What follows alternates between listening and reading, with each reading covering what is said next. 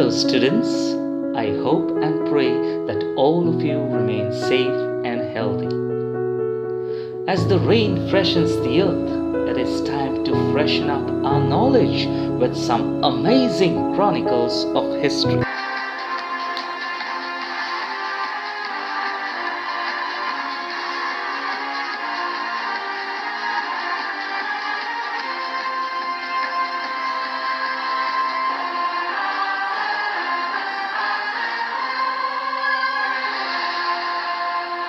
Let us begin with an interesting game of Kaun Banega Crorepati. This is a still from the serial that was televised based on the life of Ashoka.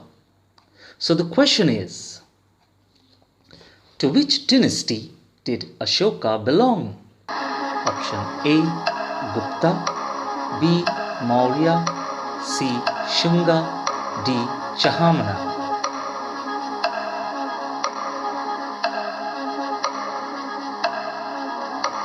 You're absolutely correct if you chose B, the Maurya dynasty. Ashoka ruled for 37 years. You can see the frontiers of the great Mauryan Empire. After his death, a political decline set in, and half a century later, the empire was reduced to the Ganges Valley alone. His grandson, Dashratha, ruled in Magadha. The last Mauryan ruler, Brihadratha, was assassinated by his Brahmin commander-in-chief Pushyamitra, who founded the Shunga dynasty. Are you ready for the next question?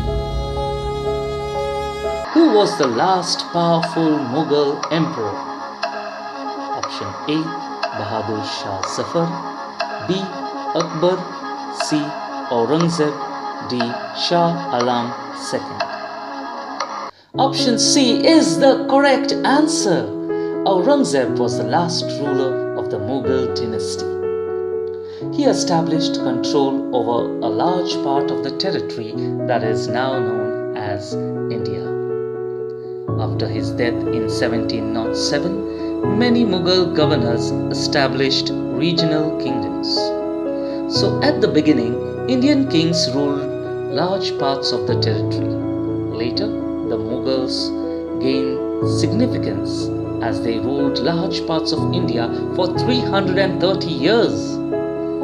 As their power declined by the second half of the 18th century, a new power was emerging on the political horizon. The British, who ruled India for 190 years from 1757 to 1947. So let us understand how the British colonized India in our chapter of history, from trade to territory. The company establishes power.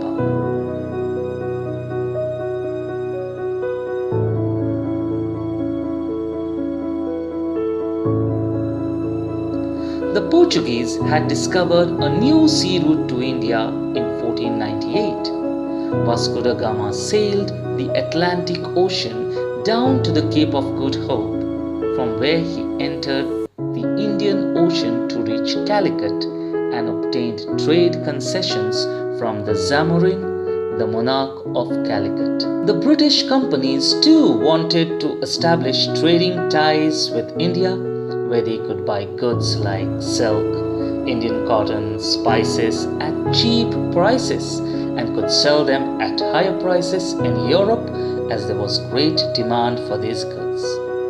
In 1600, the East India Company acquired a charter from Queen Elizabeth I, granting trade monopoly with India.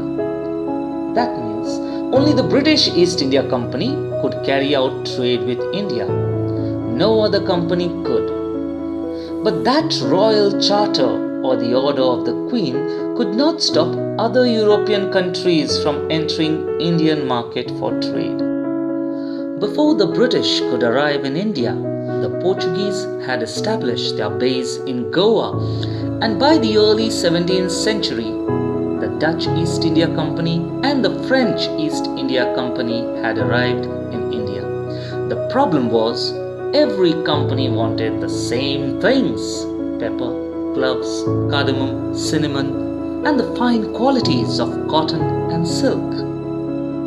This led to a fight among the European nations for trade, and they sank each other's ships and blocked routes. Thus, trade was carried on with arms, and their trading centers in India were protected by building forts. The first English factory was set up on the banks of the river Hooghly in 1651. This was the base from which the company's traders, known at that time as factors, operated. The factory had a warehouse where goods for export were stored, and it had offices where company officials sat. As trade expanded, the company persuaded merchants and traders to come and settle near the factory. Remember, students, throughout the chapter, we will refer to the British East India Company as the company. 2 years later, it bribed Mughal officials into giving the company zamindari rights over 3 villages. One of these was Kalikata, which later grew into the city of Calcutta or Kolkata as it is known today. It also persuaded the Mughal Emperor Aurangzeb to issue a farman granting the company the right to trade duty-free. By duty-free, we mean no need to pay tax, and that goes to make the goods cheaper. But the company officials who were involved in private trade were expected to pay duty, which they refused, causing a huge loss of revenue for Bengal. How could the Nawab of Bengal not protest? This led to a series of battles. Murshid Quli Khan was succeeded by Alivardi Khan, followed by Siraj ud-Dawla as the Nawab of Bengal, who demanded revenue from the British. So these Nawabs did not grant concessions, demanded large tributes, denied the right to mint coins, and stopped the company from extending fortifications or from building forts. The company argued that trade could only flourish only in the absence of duties and wanted to buy more villages and build forts. This led to many confrontations that resulted in the famous Battle of Plassey. After Alivardi Khan's death, the company wanted a puppet ruler and tried to help Siraj ud-Dawla's rival to become the Nawab, but their plan failed. Infuriated by this move, a very angry Siraj ud-Dawla asked the British company to stop meddling in Bengal politics, to stop building forts, and to pay up revenues. Nawab Siraj ud-Dawla had a pro-French policy. He wanted to establish trade with the French company. So as negotiations with the British failed, he marched with 30,000 soldiers to the English factory at Kasim Bazar, captured the company officials, locked the warehouse, disarmed all Englishmen and blockaded English ships. Then he marched to Calcutta to establish control over the company's fort over there. On hearing the news of the fall of Calcutta, company officials in Madras sent forces under the command of Robert Clive, reinforced by naval fleets. A long process of negotiations with the Nawab followed. Finally, in 1757, Robert Clive led the company's army against Siraj ud-Dawla at Plassey. The Nawab's army numbered 50,000, two-thirds infantry armed at best with matchlock muskets. The French had sent artillerymen to bolster the Bengali cannon to more than 50 guns.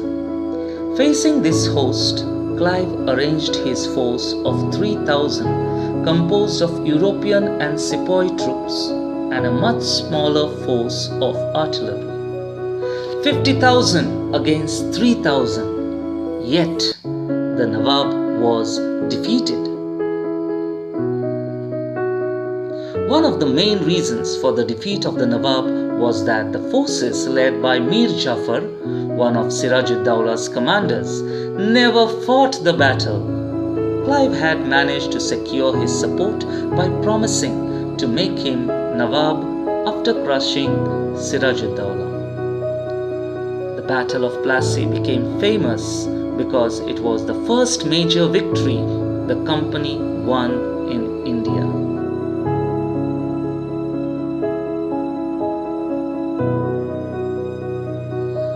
After the 1757 Battle of Plassey, Mir Jafar was made the Nawab of Bengal.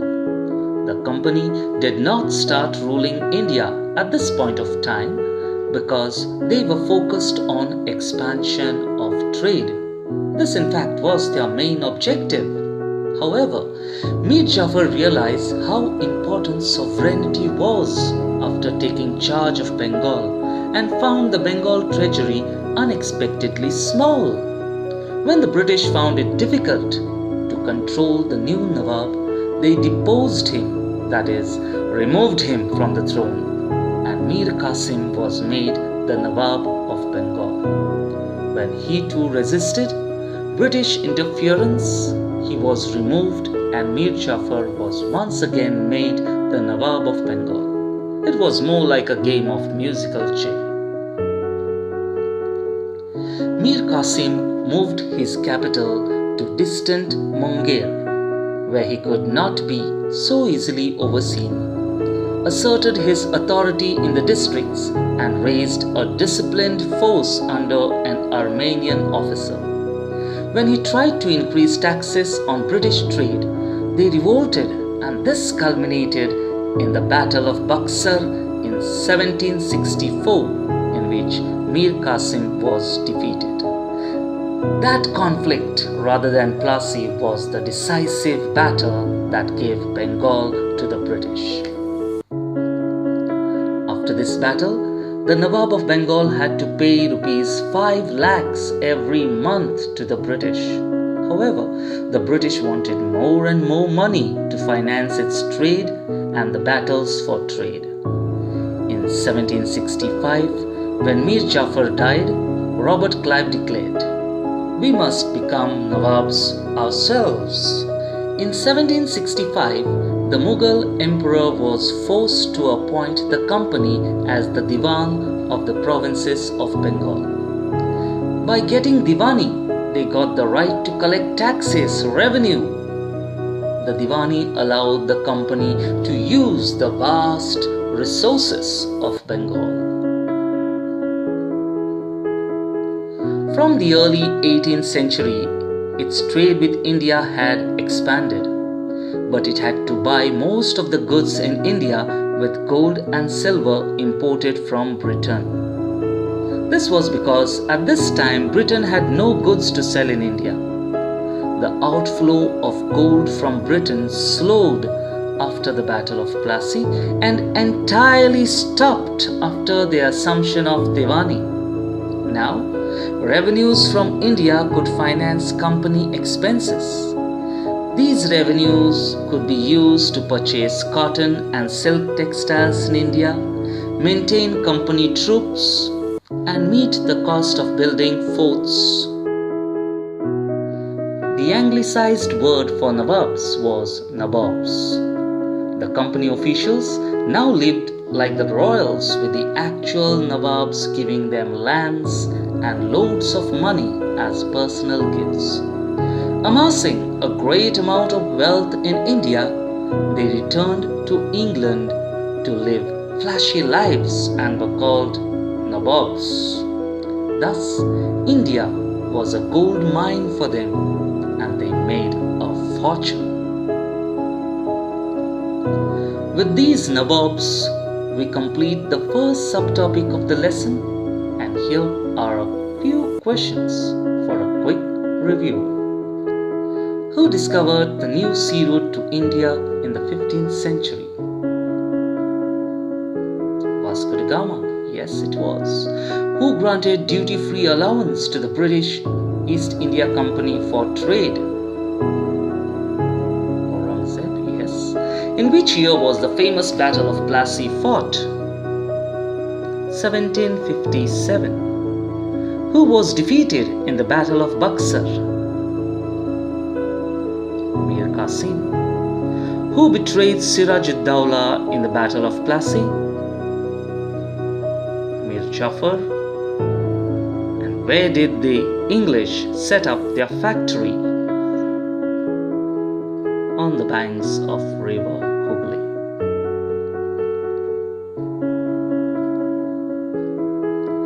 With that, we wrap up this segment.